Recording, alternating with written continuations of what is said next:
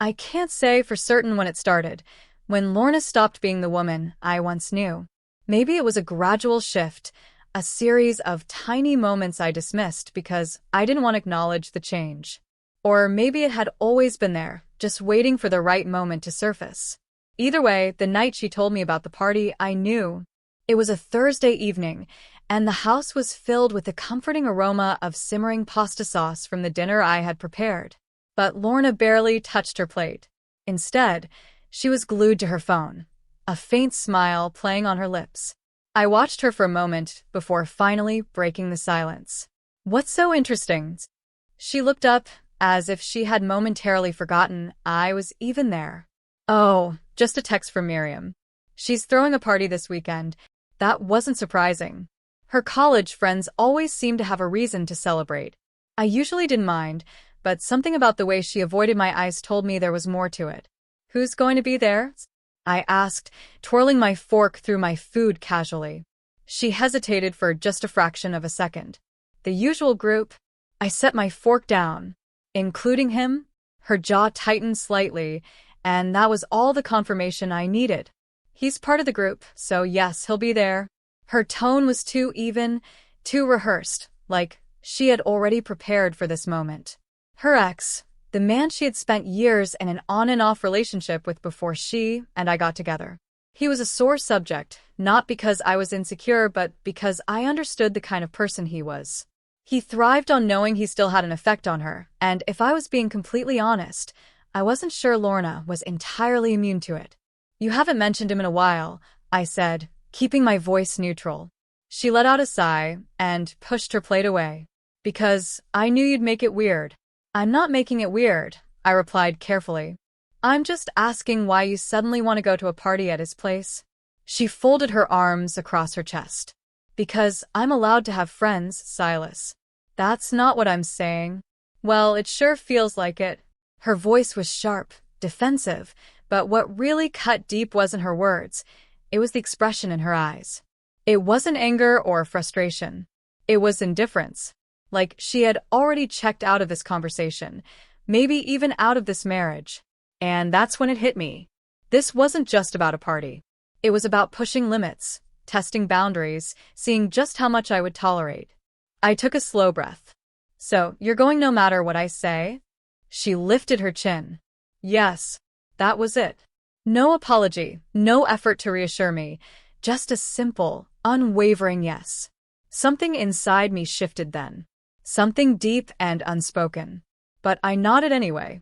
"Okay." She blinked, clearly expecting more of a fight. "Okay?" I gave her a small, almost amused smile. "Have fun." For the first time that night, she looked uneasy. And she should have been. Because when she walked into that party, she had no idea what was waiting for her. Lorna left without a backward glance. I stood at the kitchen window, watching as her heels clicked against the pavement, her silhouette disappearing into the night, walking away from everything we had built together. She didn't rush. She didn't hesitate. It was as if she had made her choice long before tonight. Her car disappeared down the street, and suddenly the house felt emptier than it ever had before. I leaned against the counter, pressing my hands into the cool surface as if I needed something solid to anchor me. But the truth was, I had already lost my grip on everything. This wasn't just about tonight. This was the moment I knew, really knew, that she wasn't mine anymore. Maybe she hadn't been for a long time. Running a hand down my face, my mind raced, piecing together all the signs I had ignored. The growing distance. The way she laughed a little too hard at her texts. The extra effort she put into her appearance whenever she went out without me. She thought I was oblivious, but I wasn't.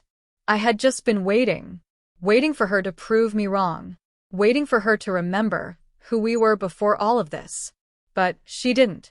She packed her bag, did her hair, and walked straight out the door, fully aware of exactly where she was going. To him. The realization hit like a punch to the gut, but I refused to let it break me. I pushed off the counter and walked into the living room. The dim glow of the lamp cast long shadows across the walls. Everything looked the same, yet nothing felt familiar. Our wedding photo sat on the bookshelf, me in my suit, her in white, both grinning like we had the whole world ahead of us.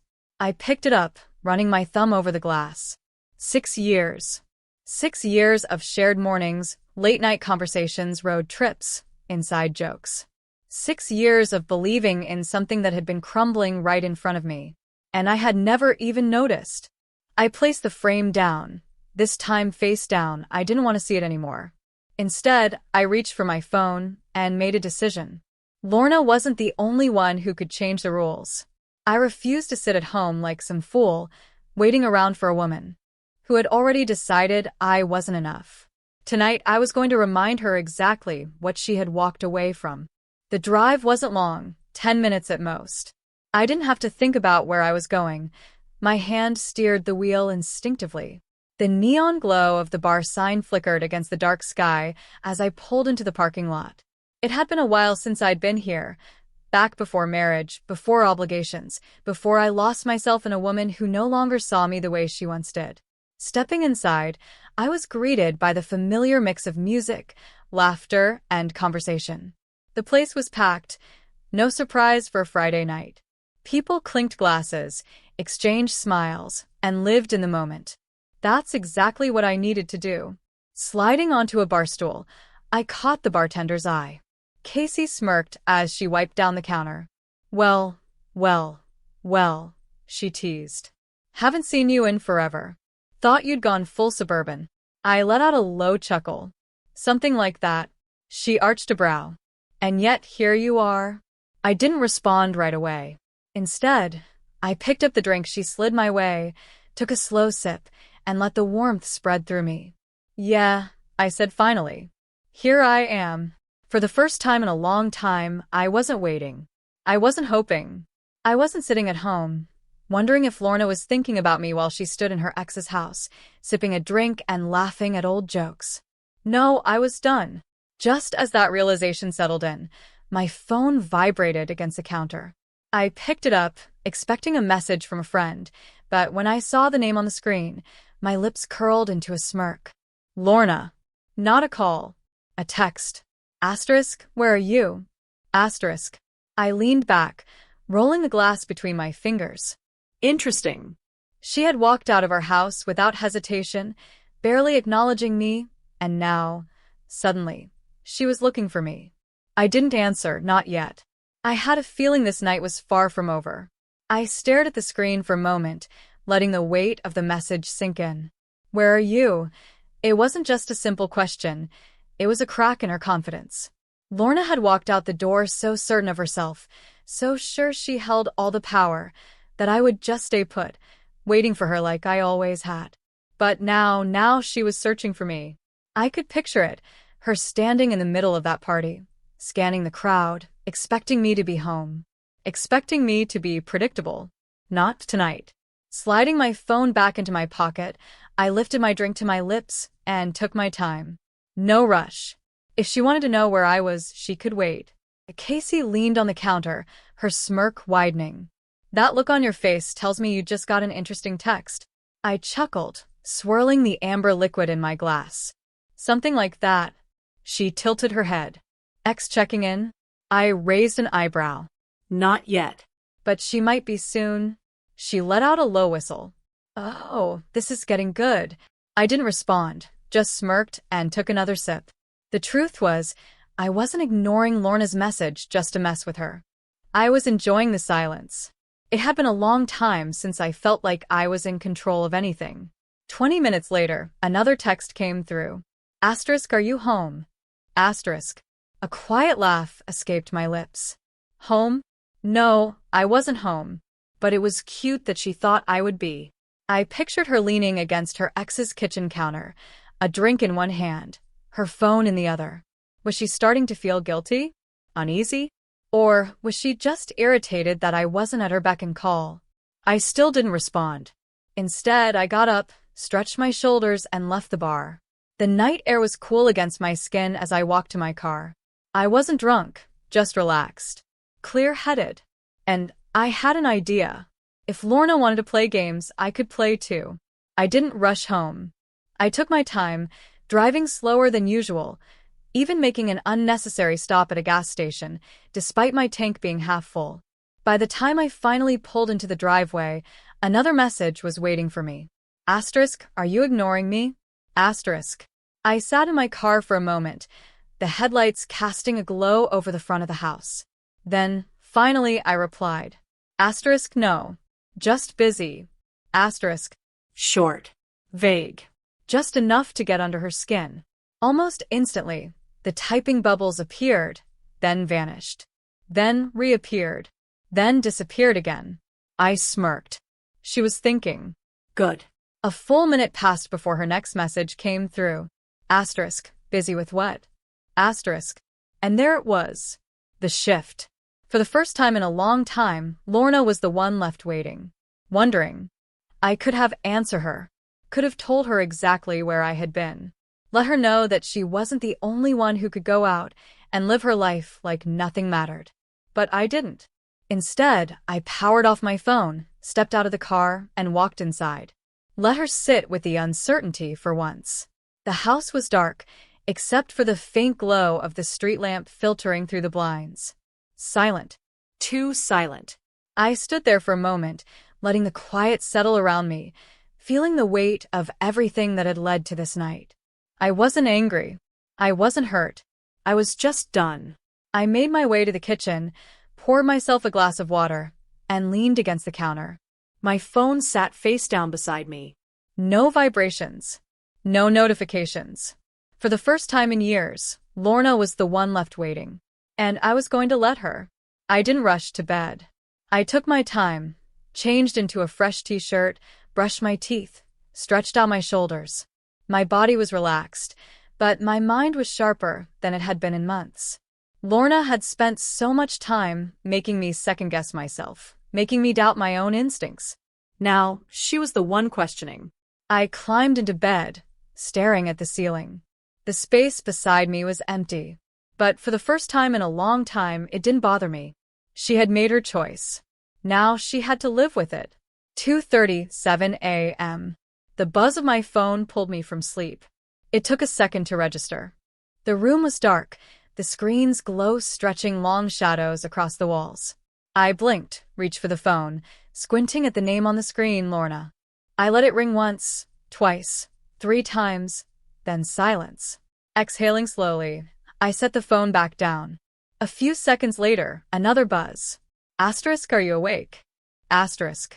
I stared at the words for a moment before locking the screen. No response. Not yet. 3:04 a.m.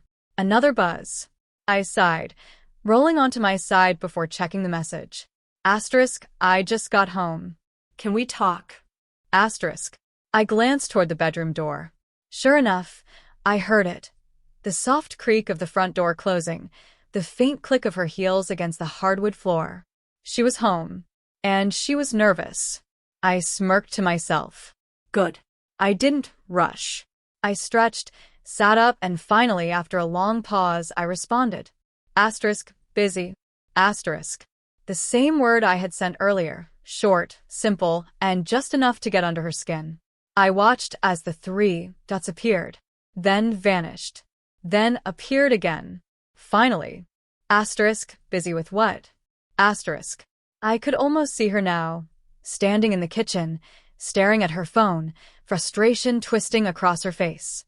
She had expected me to be home, to be asleep, to be waiting. But I wasn't. I set my phone down, leaned back against the pillows, and closed my eyes. She could wonder all night for all I cared. A minute passed. Then another.